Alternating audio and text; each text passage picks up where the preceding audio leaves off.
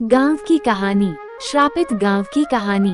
गोपीनगर का गांव बहुत अमीर है। यहाँ के लोग सिर्फ अपने काम से मतलब रखते हैं। ऐसे ही लोगों को मतलबी कहा जाता है। यही गांव में पीपल का एक पेड़ है जो बहुत ही घना है, जिसके नीचे चबूतरा बना हुआ है।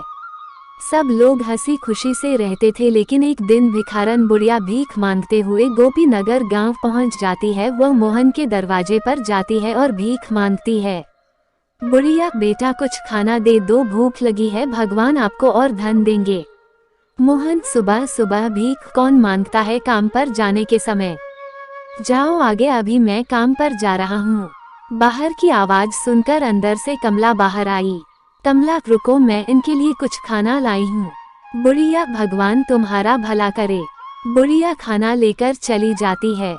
मोहन, क्या जरूरत थी खाना देने की, पैसे की बर्बादी करती हो। लोग सब हमसे अमीर हो रहे हैं और तुम पैसे उड़ा रही हो। कमला, तुम बिना मतलब के बात मत करो, खाना खराब हो चुका था इसलिए दे दिया। खाना लेकर भिखारन बुढ़िया पीपल के पेड़ के नीचे चली जाती है। खाने को खोलती है तो उसमें से बदबू आती है। गौर से देखा तो उसमें कीड़े पड़ चुके थे। गरीब बुढ़िया ने खाना फेंक दिया और दूसरे घर में भीख मांगने चली गई और वह शिला नाम के औरत से बोली, बुढ़िया भगवान भला करेंगे तुम्हारा, मुझे कुछ खाना दो और हाँ, गंदा खाना मत देना, मैं पहले से ही बीमार हूँ और बीमार हो जाऊंगी। शिला, हाँ हाँ, भीख मांगती हो और ऊपर से फरमाइश, जाओ, नहीं है मेरे पास देने के लिए कुछ। गरीब बुढ़िया वहां से दूसरे घर में खाना मांगने चली गई। एक आदमी ने थोड़ा सा खाना दिया। बुढ़िया, बेटा थोड़ा सा खाना और दे दो, इसमें तो पेट भी नहीं भरेगा। लड़का, देखो हम इससे ज्यादा नहीं दे सकते, महंगाई का जमाना है, पेट्रोल कितना महंगा हो गया है पता है। गरीब बुढ़िया को गांव के लोगों को इतनी कम भीख मिली कि उससे उसका पेट नहीं भरता। कुछ दिन में वह और ज्यादा कमजोर हो गई। बहुत अधिक गर्मी होने के कारण एक दिन बुढ़िया को बहुत जोरों से प्यास लगती है। आसपास पानी ना मिलने के कारण वो लोगों के घर जाकर पानी मांगने लगती है, लेकिन वहाँ के लोग इतने मतलबी है कि गरीब बुढ़िया को पानी भी नहीं दे रहे हैं। बुढ़िया, पानी दे दो, कोई मुझे पानी दे दो। उसे कोई भी पानी नहीं देता है। उसे देखते ही वहाँ के लोग उसे भगा देते थे। लोगों के घर जाकर वह बहुत थक चुकी थी, लेकिन उसे एक बूंद पानी पीने के लिए नसीब नहीं हुआ। चलते चलते वह उस पीपल के पेड़ के नीचे जाकर बैठ जाती है। कुछ देर बाद बीमारी और पानी न मिलने के कारण बुढ़िया की वहीं पर मृत्यु हो जाती है। बुढ़िया के मृत्यु हो जाने के बाद वहाँ अजीब अजीब सी घटनाएं होने लगती है। जब रात को सब लोग सो रहे होते हैं तो आधी रात को एक औरत के रोने की आवाज सुनाई देती है। ये आवाज इतनी तेज होती है कि पूरे गांव को सुनाई देती है।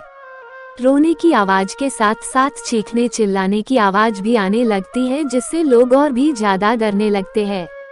गांव के लोग ने एक मीटिंग बुलाई। सब लोग उसी पीपल के पेड़ के नीचे इकट्ठे होते हैं। उसमें से एक आदमी बोलता है, गांव वालों, ये क्या हो रहा है। गांव में रोज रात को एक औरत की रोने चिल्लाने की आवाज सुनाई देती है। तभी एक औरत बोलती है, इसका क्या उपाय है, मेरे बच्चे बहुत डर रहे हैं।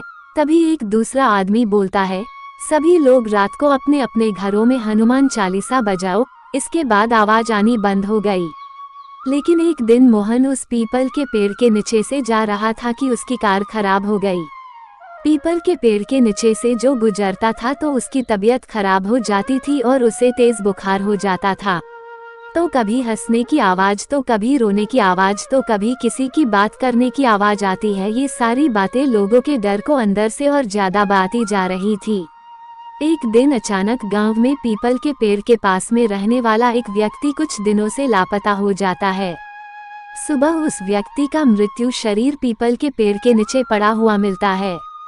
इस बात ने गांव वालों को और भी ज्यादा डरा दिया था। कमला, कोई भी शाम होने के बाद घर के बाहर नहीं निकलेगा। गांव के सब लोग अपने घर के दरवाजे को बंद रखते हैं ताकि कोई गायब ना हो जाए। मोहन, और उस पीपल के नीचे तो भूल कर भी ना जाना, भूत रहता है, उस पर कुछ भी हो सकता है। तभी कमला और मोहन के बच्चे बोलते हैं, ठीक है, हम लोग कहीं नहीं जाएंगे। बच्चे चादर उड़कर सो जाते हैं। पूरे गांव के लोग बहुत डरे हुए हैं, कोई भी घर के बाहर नहीं निकलता है। पूरे गांव में मानो मातम पसरा हुआ है। मोहन और गांव के कुछ का एक साधु के पास जाते हैं और उस साधु बाबा से पूछते हैं, हम लोग एक बुढ़िया को भीख नहीं देने के कारण परेशान है, वो भूख और बीमारी से मर गई।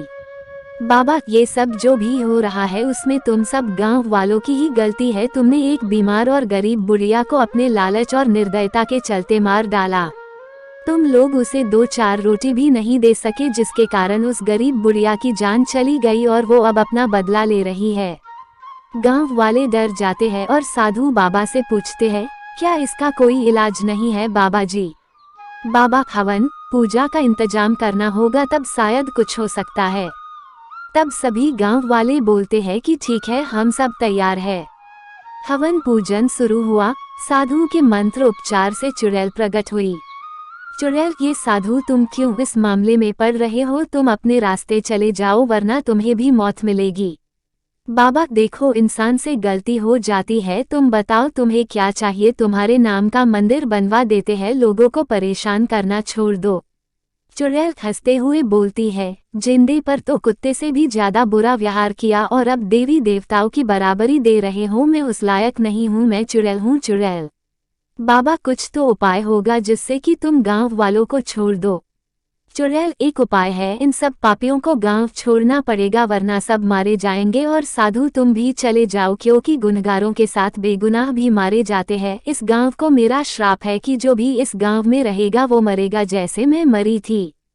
ये बोलकर चुड़ैल गायब जो जाती है और साधु गांव वालों से बोलता है, इसका कोई इलाज नहीं है, जब तक वह अपना बदला नहीं ले लेती वह शांत नहीं होगी। धीरे धीरे लोग बीमार होने लगे और बीमारी बढ़ती जा रही थी, जिसके कारण गोपी नगर वालों को उस गांव को मजबूरी में छोड़कर दूसरी जगह जाना पड़ा। लोगों के एक गलती के कारण अपना अपना घर, अपनी जमीन जायदाद सब छोड़कर जाना पड़ा। ये गांव अब सुनसान पड़ा है, यहाँ अब तो ना कोई आता है और ना ही कोई रहता है। इसलिए हमें कभी भी घमंड और निर्दयता से हमें किसी का अनादर नहीं करना चाहिए। ऐसी ही कहानी सुनने के लिए प्लीज़ चैनल को सब्सक्राइब करें।